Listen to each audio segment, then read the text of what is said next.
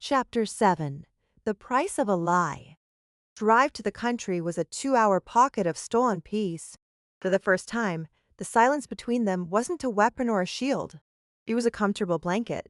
Damien drove the sleek black sedan the agency had provided, one hand resting on the steering wheel, the other covering Evie's where it lay on the center console. His thumb stroked the back of her hand in a slow, steady rhythm. The simple, possessive touch was for him, for her, and for any prying eyes that might be watching. The lines were already blurring. No comms, no backup, no cavalry, Damien said, his voice a low rumble that cut through the hum of the engine. He stared at the road winding through dense, autumnal forests. Once we pass through those gates, we're on our own. We've been on our own from the beginning, Evie replied softly, looking at their joined hands. The intimacy that had exploded between them in the penthouse had settled into something quieter, more profound. It was a fragile new thing, and they were about to carry it into the heart of enemy territory. It felt less like a weapon and more like a liability, a single shared point of weakness. Croft's estate appeared at the end of a long, tree-lined drive, a magnificent stone manor that looked like it had been plucked from the English countryside and dropped into the rolling hills of upstate New York. It was beautiful, stately, and completely isolated. As they rolled to a stop on the gravel drive, Evie felt the invisible walls of the trap closing around them.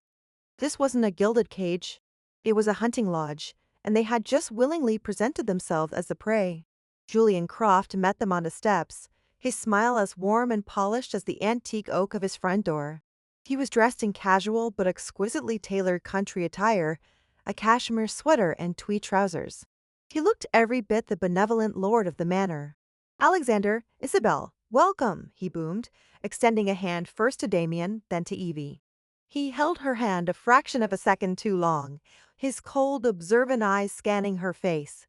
"I'm so glad you could make it. The country air will do you good. City life can put such a strain on a new marriage."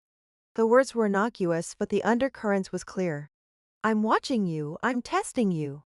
The weekend was a masterclass in psychological warfare. Croft was a subtle probator, his tests disguised as casual hospitality. At lunch, seated on a sprawling terrace overlooking a pristine lake, he turned his charming smile on Evie. "Isabel, my dear, you must tell me," he began, leaning forward conspiratorially. "A man like Alexander, so driven, so focused, he must have some infuriating little habit. What is it that drives you absolutely mad about him?" Beside her, Evie felt Damien tense. Their legend was meticulously grafted, but it was sterile, a collection of data points. It didn't account for the intimate, annoying realities of cohabitation. Her mind raced. What would Isabel, the adoring wife, say? Something playful, not truly critical. She remembered the way Damien restlessly paced the penthouse when he was agitated, a caged panther burning off energy. She laughed, a light, musical sound she had practiced. "Oh, where to begin?" she said, tapping Damien's arm playfully. "He paces when he's thinking or on the phone, back and forth, back and forth. I'm going to have to replace the rug in his study by the end of the year."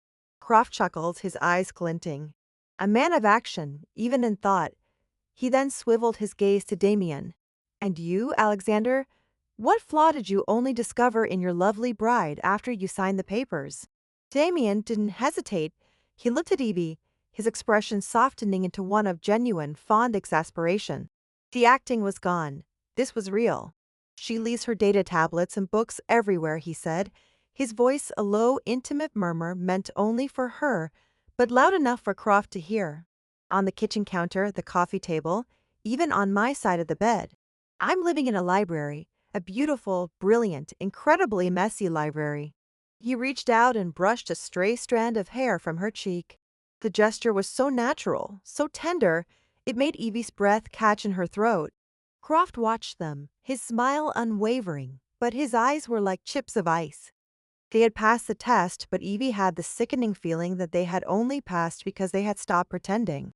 They had given him a piece of the truth, a glimpse of the real intimacy between them. True trial came that evening.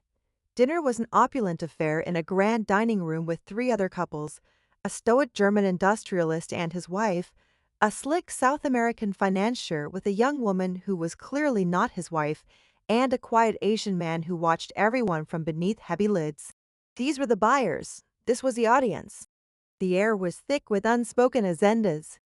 In this viper's nest, Evie and Damien's convincing portrayal of a loving couple was their greatest asset. He kept a hand on the small of her back, his touch a constant, reassuring pressure. She would lean in to whisper, a comment in his ear, her lips brushing his skin. Each gesture, born of mission necessity, was underscored by the memory of the night they had shared. It was a dizzying, dangerous cocktail of love and lies. After the main course, Croft stood, raising his wineglass. A toast, he announced, his voice silencing the table, to new partnerships and to love, true, authentic love. His eyes locked on Evie and Damien. It is a rare and powerful thing. In my line of work, one learns to spot a counterfeit from a mile away. But you two, you are the genuine article. It is truly inspiring. He was pinning them to a wall, forcing them to perform. It was a command. Show me. Prove it. Damien stood, pulling Evie gently to her feet beside him. He didn't look at Croft or the other guests. He looked only at her. The entire world narrowed to the space between them. My wife, he said, his voice low and laced with a sincerity that silenced every cynical thought in Evie's head. Isabel is more than my partner. She's my anchor. And then he kissed her. It wasn't the desperate, frantic kiss from the hallway, nor the explosive, passionate kiss from the penthouse. This was a slow, deliberate claiming in front of their enemy. It was tender and deep, a public declaration that felt more private than anything they had ever done. The room, the mission, the danger, it all faded away. There was only Damien, his lips on hers, his hand holding her steady. It was the most honest lie she had ever been a part of. When they broke apart, the table was silent for a beat, before the German industrialist began to applaud politely. Croft beamed, a picture of avuncular approval. Bravo, he said softly. The performance had been a success, but as Evie sat back down, her heart hammering, she felt a profound sense of dislocation. The affection was real, the danger was real, but the act of performing that affection for their captor felt like a betrayal of whatever fragile, beautiful thing was growing between them. It was a price, and she didn't know if they could afford to keep paying it. Later, as the other guests were tired, Croft walked them through a long gallery, its walls adorned with priceless art. He seemed restless, buoyed by the success of the evening. You have a truly magnificent collection, Julian, Edie remarked, her voice steady despite the tremor in her hands.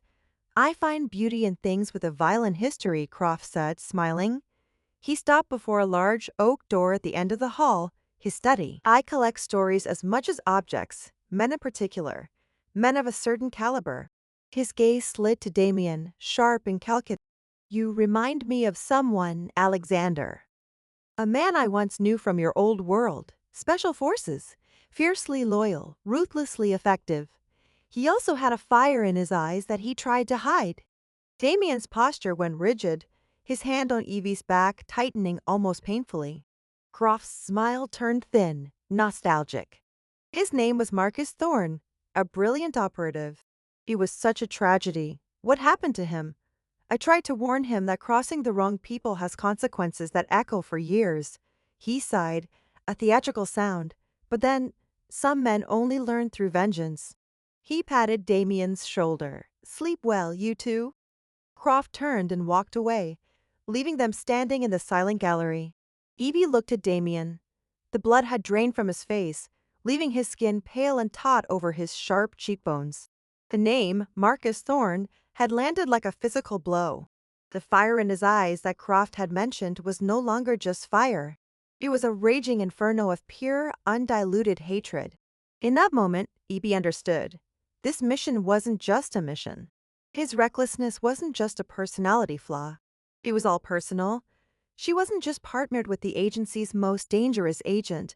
She had surrendered her heart to a man on a secret, lifelong quest for revenge. And Julian Croft was standing right at the end of it.